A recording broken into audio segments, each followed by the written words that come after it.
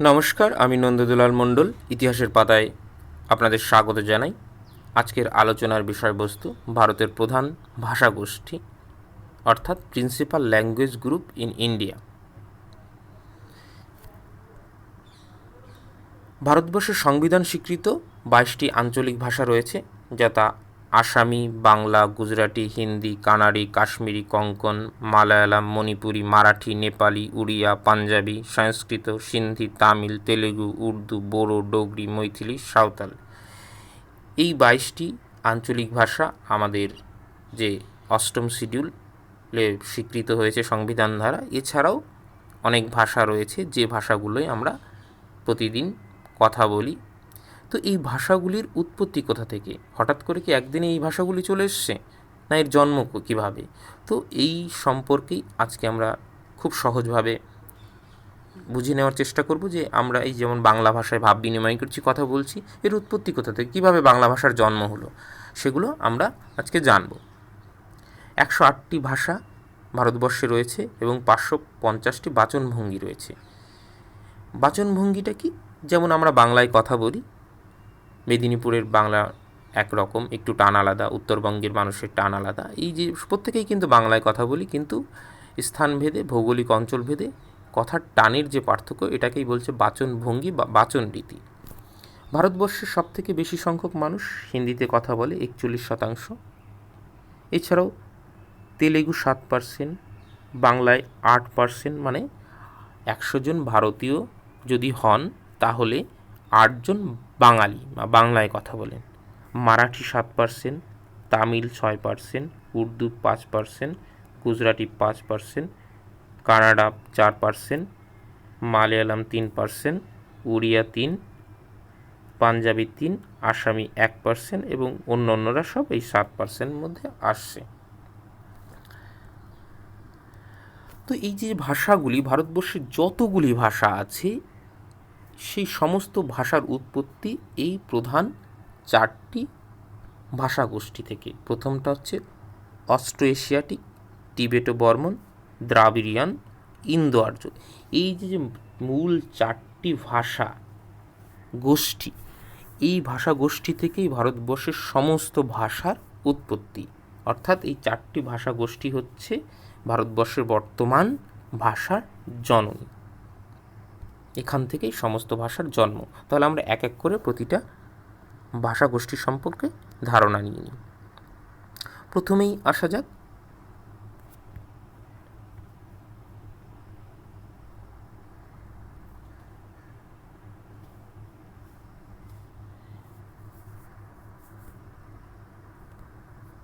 Austro Asiatic. এই Austro Asiatic ভাষা আবার দুটি ভাগে বিভক্ত। একটা হচ্ছে মুন্ডা ভাষা, একটা হচ্ছে মন খেমের ভাষা। এবার মুন্ডা ভাষাটা কি? মুন্ডা ভাষা হচ্ছে ভারতীয় উপমহাদেশের সবথেকে বড় উপজাতীয় জনগোষ্ঠী অর্থাৎ সাঁওতালি গোষ্ঠীর মুখের ভাষা। অর্থাৎ মুন্ডা, সাঁওতাল, হো প্রভৃতি যে আদিম জনগোষ্ঠীগুলো রয়েছে তারা যে ভাষায় কথা বলে সেটাই হচ্ছে মুন্ডা ভাষার অন্তর্গত। একে আবার মুন্ডারি ভাষাও বলা হয়। এই ভাষাগোষ্ঠীর লোকগুলো কোথায় বসবাস করে আমরা প্রত্যেকেই জানি। আমাদের ওয়েস্ট বেঙ্গল রয়েছে, বিহার রয়েছে, মধ্যপ্রদেশ রয়েছে, ছত্তিশগড়। এই অঞ্চলটায় যে আদিবাসী সম্প্রদায়ের মানুষ বসবাস করে তারাই মুন্ডারি ভাষায় কথা বলে। আর হচ্ছে মনখেমের ভাষা, এইটাও একটা অস্ট্রো এশিয়াটিক ভাষার এইটা হচ্ছে উত্তর পূর্ব ভারতের যে এই গারো, খাসি, মেঘালয়ের যে পার্বত্য অঞ্চল সেইখানে যে সমস্ত জনগোষ্ঠীগুলি বসবাস করে তারাই হচ্ছে এই ভাষার কথা বলে। এই খাসিয়া ভাষা এর একটা উদাহরণ। তাহলে বোঝা গেল প্রকৃত অর্থে অস্ট্রো এশিয়াটিক ভাষা হচ্ছে ভারতবর্ষের যে আদিম জনগোষ্ঠী সাঁওতাল, মুন্ডা, হো প্রভৃতি আদিবাসীদের যে মুখের ভাষা সেটাই হচ্ছে অস্ট্রো এশিয়াটিক ভাষা। এবং এর থেকেই এই অস্ট্রো এশিয়াটিক ভাষা থেকেই এই সমস্ত আদিবাসীদের ভাষার জন্ম। দ্বিতীয় হচ্ছে টিবেটো বর্মন ভাষা। এইবার তিব্বতীয় বর্মন ভাষা বলতে তিব্বতের কথা আমরা প্রত্যেকেই জানি। তিব্বত 1950 সালের দিকে চীন আক্রমণ করে তিব্বতটা দখল করে নেয়। আগে একটা তিব্বত স্বাধীন দেশ ছিল। তো এই এই যে তিব্বত, এই অঞ্চলের থেকে এই ভাষার উৎপত্তি, এবং বর্তমানে প্রায় 300টি ভাষা এই পরিবার থেকে জন্ম লাভ করেছে।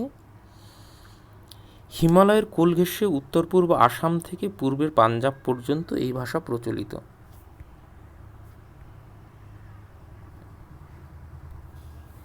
এইখানটায় হিমালয়, এই পুরোটা হিমালয় আমরা জানি, এই সোজাটায়। তো অবভিয়াসলি হাজার হাজার বছর ধরে এইখানকার মানুষ এখানে এসেছে, এখানকার মানুষ এখানে এসেছে। তো এই যে হিমালয়ের পাদদেশ ধরে এইখানে যে সমস্ত জনজাতিগুলো যে বসবাস করে, তাদের যে মুখের ভাষা, সেগুলো ভাষা কিন্তু এই চৈনিক তিব্বতীয় পরিবারের এক ভাষার অন্তর্গত। তাহলে বোঝা গেল কেন এইটা হয়েছে, ওই হিমালয়ের পাদদেশের মানুষ কেন এই ভাষায় কথা বলে। কারণ ওইখান থেকে দীর্ঘদিন ধরে যোগাযোগ, হাজার হাজার বছর ধরে মানুষ এসেছে গিয়েছে, সংস্কৃতির বিনিময় হয়েছে এবং ভাষারও সেই সঙ্গে বিনিময় হয়েছে। এছাড়াও উত্তর পূর্ব ভারতের যেমন ত্রিপুরা, আসাম, মেঘালয়, অরুণাচল প্রদেশ, নাগাল্যান্ড, মিজোরাম, মণিপুর এই ভাষা, এবং এমনকি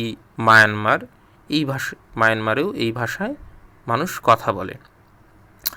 আসামের বুরুঞ্জি ভাষা এর একটি প্রকৃষ্ট উদাহরণ।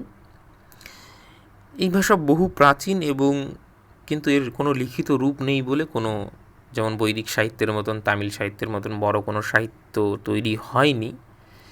পরবর্তীকালে ইংরেজরা যখন আসে এবং খ্রিস্টান মিশনারিরা সর্বপ্রথম এই ভাষা লিপিবদ্ধ করে।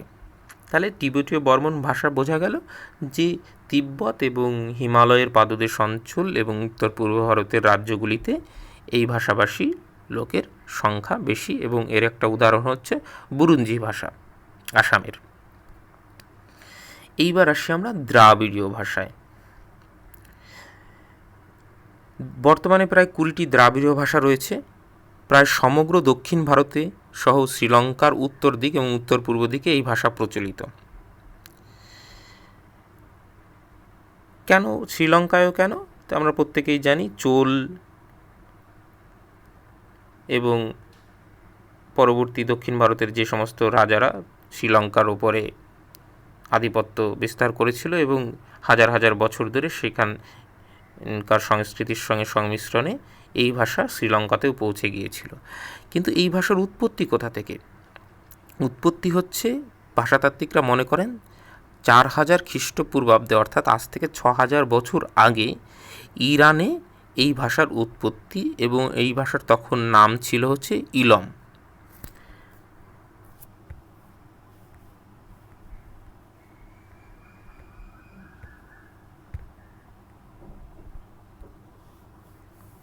ইলম হচ্ছে, ইরান হচ্ছে এই অঞ্চলটা, এখানে পাকিস্তান, এই আফগানিস্তান, এই পাশটাই হচ্ছে ইরান।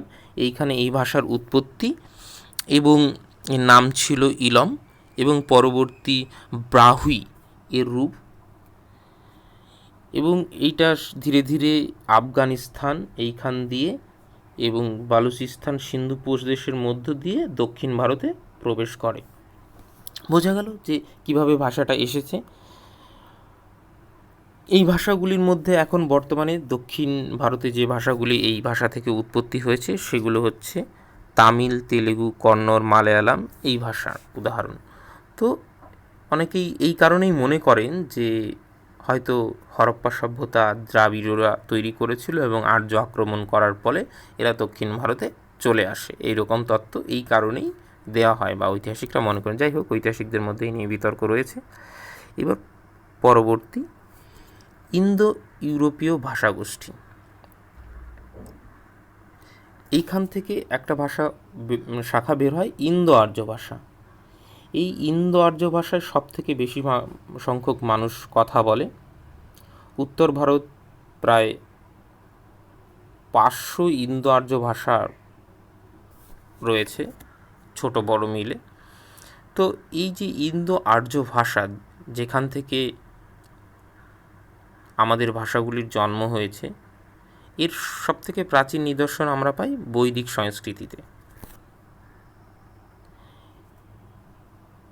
ঋগ্বেদের কথা তোমরা প্রত্যেকেই জানো, এবং পরবর্তীকালে দেখবে যে 500 থেকে 1000 খ্রিস্টাব্দের মধ্যে এর দ্বিতীয় যে প্রাকৃত, পালি এবং অপভ্রংশ থেকে যে ভাষাগুলি উৎপত্তি হয়েছিল সেগুলো সবই ইন্দো আর্য ভাষাগোষ্ঠীর অন্তর্গত। এই অপভ্রংশ থেকেই বর্তমানে যে আঞ্চলিক ভাষা, যেমন হিন্দি, বাংলা, আসামি, উড়িয়া, মারাঠি, গুজরাটি, পাঞ্জাবি, সিন্ধি, এই সমস্ত ভাষার জন্ম হয়েছে। অর্থাৎ আমরা আজকে যে বাংলা ভাষায় কথা বলছি তার যে জন্মদাতা বাংলায় বলতে গেলে সেটা হচ্ছে ইন্দো আর্য ভাষা থেকে এসছে, এবং এইটাই বিবর্তিত হয়ে ধীরে ধীরে ধীরে ধীরে এই আজকের এই ভাষাগুলো উৎপত্তি হয়েছে। তুমি দেখবে যে বাংলা ভাষার সঙ্গে আসামিয়া ভাষারও কিছু মিল রয়েছে, আবার উড়িয়া ভাষারও কিছু মিল রয়েছে। ভালো করে শুনলে একটু বুঝতে পারবে। তার মানে কি, এই ভাষাগুলো একটা সময় এক জায়গায় ছিল, কিন্তু ধীরে ধীরে ধীরে ধীরে সেগুলো বিবর্তিত হয়ে আলাদা হয়ে গিয়েছে। এবার কনক্লুশন, মানে ভারতবর্ষের যে প্রাচীন 4টি ভাষাগোষ্ঠীর থেকে সমস্ত ভাষার উৎপত্তি হয়েছে, এগুলো কিন্তু বর্তমানে আর কোনোটাই বিচ্ছিন্ন বা স্বাতন্ত্র নয়।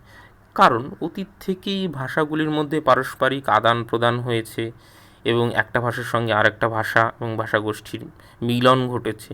এই প্রক্রিয়া কিন্তু আজকে থেকে না, সেই বৈদিক যুগ থেকেই আমরা দেখতে পাই। যেমন ঋগ্বেদে বেশ কিছু মুন্ডা বা দ্রাবিড়িয়ান শব্দের আমরা উল্লেখ পাব। তো এইভাবে সংমিশ্রণের ফলে একটা ভাষা সমৃদ্ধ হয়, বিবর্তিত হয় এবং নতুন রূপ পরিগ্রহণ করে। তাহলে আজকে আমরা যে বাংলা ভাষায় কথা বলছি সেটা মূলত ইন্দো আর্য বা ইন্দো ইউরোপীয় ভাষার গোষ্ঠী হলেও বিভিন্ন ভাষার সংমিশ্রণ কিন্তু আমাদের ভাষার সঙ্গে মিলেছে, এবং তার ফলেই কিন্তু একটা সমৃদ্ধ ভাষা তৈরি হয়েছে। বাংলা ভাষার সবথেকে আদি রূপ কোথায় আমরা জানি সবাই, চর্যাপদ কোথা থেকে আবিষ্কার হয়েছিল তোমরা কি জানো? তাহলে জানলে অবশ্যই কমেন্ট করো। আর এই ধরনের ইনফরমেটিভ ভিডিও যদি পেতে চাও কোনো বিষয়ের ওপর টপিক তোমরা নিচে লিখে দাও, আমি নিশ্চয়ই ইতিহাস সম্পর্কিত যে কোনো বিষয় তোমাদের সুন্দর করে কনসেপ্ট ক্লিয়ার করে দেব। তো থ্যাংক ইউ, এবং অবশ্যই চ্যানেলটিকে সাবস্ক্রাইব করবে, এবং যদি ভালো লাগে তবে অবশ্যই শেয়ার করবে। আর আমার টেলিগ্রাম চ্যানেলের সঙ্গে যুক্ত হতে পারো। যে কোনো ধরনের বই বা পিডিএফ পেতে তুমি কমেন্ট করো, আমি নিশ্চয়ই প্রোভাইড করে দেব। ধন্যবাদ।